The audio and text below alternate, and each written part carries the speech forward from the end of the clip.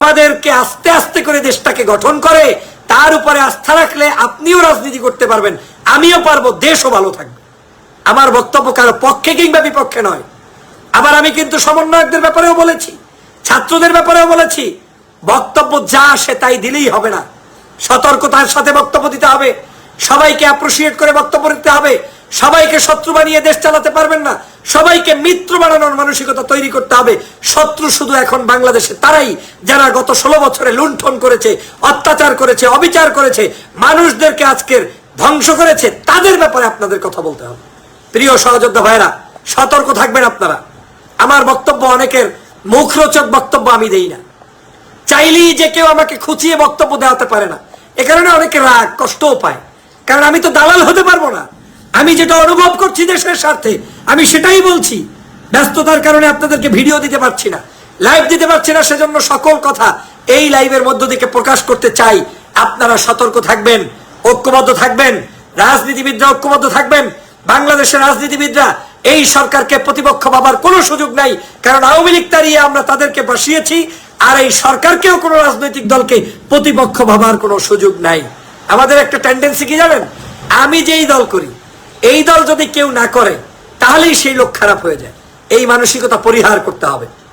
আজকের এই দেশে একটা দল ভেঙে যখন আরেকটা দল হয় তখন ওই দলের লোকেরা মনে করে আমার স্বাধীনতা, কিন্তু ওই দল ভেঙে যখন আরেকটা দল হয় তখন তারাও কিন্তু আগের মতো সেই স্পেস দিতে চায় না, বলে ওরা আমাদের থেকে বের হয়ে গিয়েছে। কেন বলেন এই কথা? আজকের যদি সমন্বয়করা রাজনৈতিক দল করে কোনো আপত্তি নেই, আমাদের ছাত্ররা যদি রাজনৈতিক দল করে আমার ব্যক্তিগতভাবে কোনো আপত্তি নেই, কারণ আমি আপনি তো গণতন্ত্রের কথা বলছি। সমস্যা কোথায়? যাদের সমস্যা বুঝতে হবে তারা স্বৈরতান্ত্রিক মানসিকতা লালন করেন, তারা যে দলের ছদ্মবেশেই থাকেন না কেন, আর যাই হোক আপনি দেশপ্রেমিক না। অতএব আসুন, সবাইকে ছাড় দিতে হবে, ছোট্ট ছোট্ট ছাড় দিতে হবে। এমন কোনো ছাড় নয় যাতে আপনার ক্ষতি হয়ে যাবে, এমন কোনো ছাড় নয় যাতে আপনার জেলে যাওয়া লাগবে, এমন কোনো ছাড় নয় যাতে আপনার ফাঁসি হবে না। আমি বলছি সামান্য ছাড় দিতে হবে। কি? যা কিছু পাইলেই সমালোচনা করা যাবে না। আপনি এটাকে ইসলামী রাষ্ট্র ভাবলে তো হবে না। এইটা আজকের খেলাফতি রাষ্ট্র তো হয়ে যায় নাই। আরে একদল বের হয়েছে এখন বাইতুল মোকাররমের সামনে ঘন ঘন মিছিল করে আর মনে করে যেন এই দেশটাকে একেবারে তার মতো বানাই ফেলবে। এত সহজ নয়। এই সব শায়েক আব্দুর রহমান আওয়ামী লীগের তৈরি। এই দেশে আর শায়েক টায়েক আহমদ মানে কি বলে ওই যে আব্দুর রহমান তৈরি করা যাবে না। এই দেশে কোনো জঙ্গিবাদের স্থান হবে না। এদেশ উদার গণতান্ত্রিক মুসলিম কান্ট্রি। আমাদেরকে রাজনৈতিক সচেতনতা অর্জন করতে হবে। যদি সেটা না করেন তাহলে আদর্শপন্থী রাজনৈতিক দল যারা আছে তাদেরকে আজকের বিক্রি করে বিদেশিদের কাছে জঙ্গি হিসাবে উপস্থাপন করবে আপনার ছায়াতলে এসে। আপনাদেরকে সেজন্য সতর্ক হতে হবে।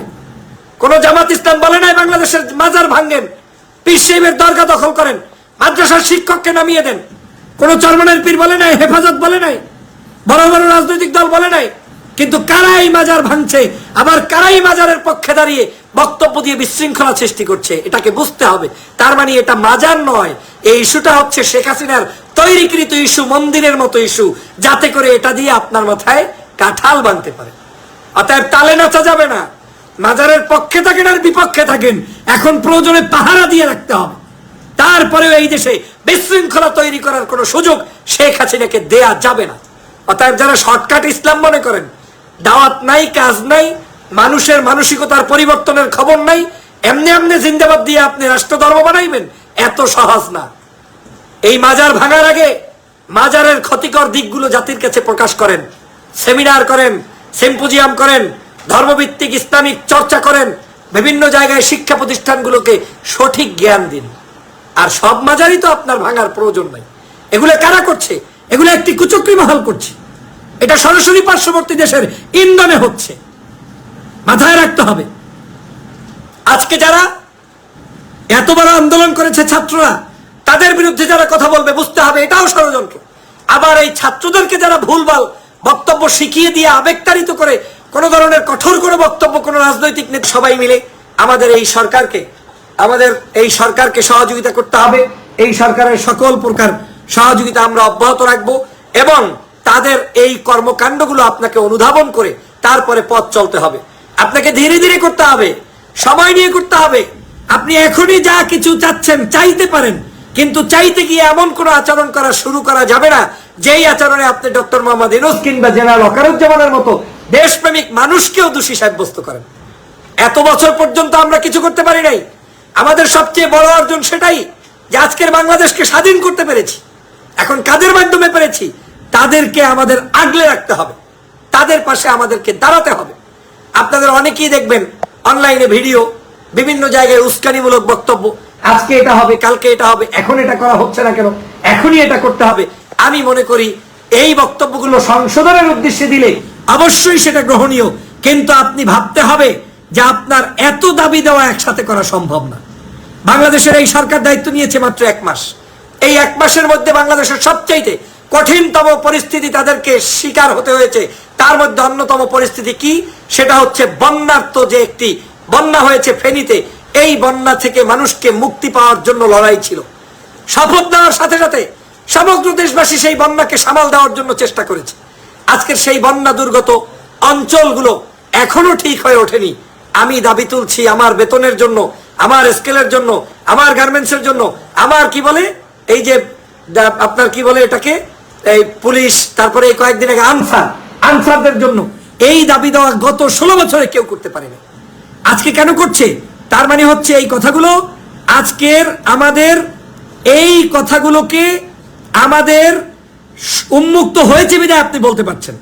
কথাও যেমন বলতে হবে, তাদেরকে কাছেও তেমন টেনে রাখতে হবে এবং তাদেরকে সময় আমাদেরকে তেমন দিতে হবে। না হয় ওই যে চট করে কথা বলছে, এই চট করা শেখ হাসিনা তার সকল প্রকার ষড়যন্ত্র অব্যাহত রাখবে বলে আমি মনে করি।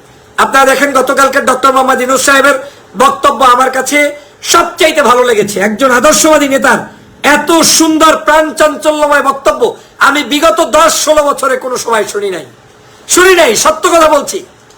কিভাবে তিনি ব্যাখ্যা দিয়েছেন? তিনি বলেছেন ইতিমধ্যে কমিশন করে দিয়েছেন, প্রত্যেকটা সেক্টরে সংস্কার চাচ্ছেন, সংস্কার করছেন। তারা আজকের এই মুহূর্তে বাংলাদেশের প্রত্যেকটি সেক্টরে যে দুর্বলতা, সেটা তারা ডাইরেক্ট বলে দিয়েছেন। এই দুর্বলতা কি এই সরকারের নাকি গত 16 বছরের সরকারের?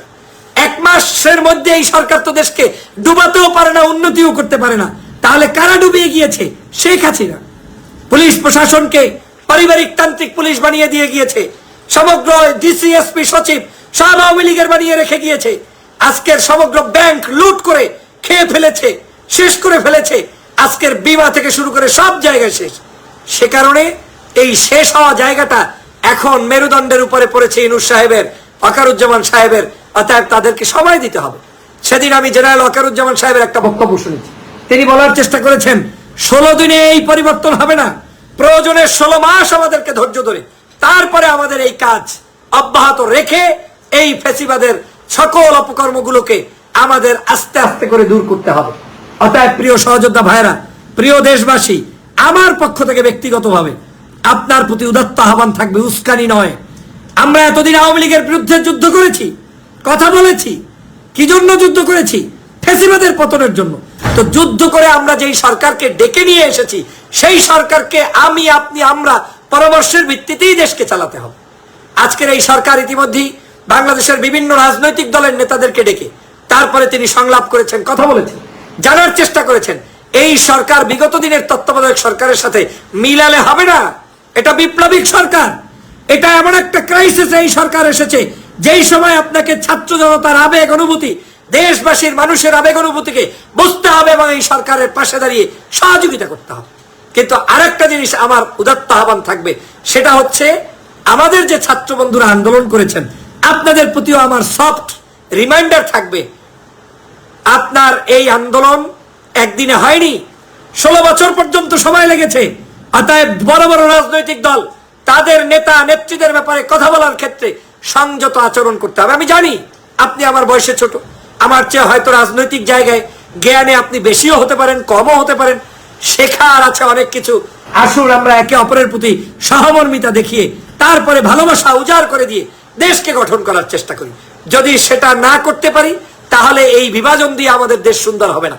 মনে রাখতে হবে, এই দেশের যত বড় বিপ্লবী হোক না কেন, বড় বড় রাজনৈতিক দলগুলোকে আমাদেরকে সাথে রাখতে হবে, তাদেরকেও পাশে রাখতে হবে, তাদের আন্দোলন সংগ্রামকেও স্বীকৃতি দিতে হবে, যে কারণেই বাংলাদেশের মানুষ শান্তিতে সুন্দরভাবে বসবাস করতে পারবে। কিন্তু এটাও মাথায় রাখতে হবে, রাজনৈতিক দলগুলোকে এটাও চিন্তা করতে হবে, আগামী 4 বছর 5 বছরেও যদি শেখ হাসিনা ক্ষমতা থেকে বিদায় না নিতেন, আপনি আমি স্বাধীনভাবে বাংলাদেশে বসে এই জোর গলায় বক্তব্য দিতে পারতেন না, মিছিল মিটিং করতে পারতেন না, মামলাগুলো থেকে মুক্তি পাইতেন না, খালেদা জিয়ার জেল জুলুম থেকে মুক্তি পাইতেন না, বিদেশি চিকিৎসার জন্য এখন আমরা পাঠান